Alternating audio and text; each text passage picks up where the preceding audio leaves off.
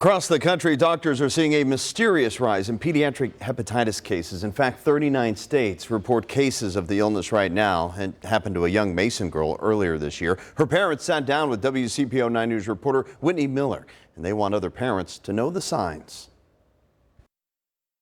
It's happening to children mostly under the age of 5. Doctors here at Cincinnati Children's are trying to figure out what's the cause of the rise and why these young kids are experiencing liver failure. Here's another cookie.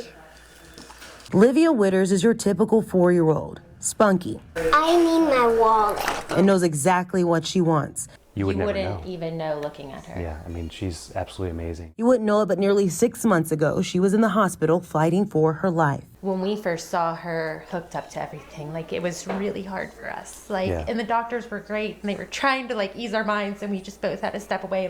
Livia was experiencing liver failure. Just 3 days before Christmas, her mother had noticed the signs of jaundice. The yellowing of her eyes, any kind of yellow skin, the really dark urine. Doctors ran tests and determined she had adenovirus, a common virus that is usually mild. But in Livia's case, her liver was failing and she needed a transplant. This thing is moving so quick, and you're literally watching your daughter essentially deteriorate into near death. Since April, health officials in the U.S. have looked into more than 250 cases of pediatric hepatitis. Doctors, including Dr. William Balistreri with Cincinnati Children's, are trying to determine why a common virus is having deadly consequences. We've seen cases of hepatitis of unknown origin that progresses to liver transplant.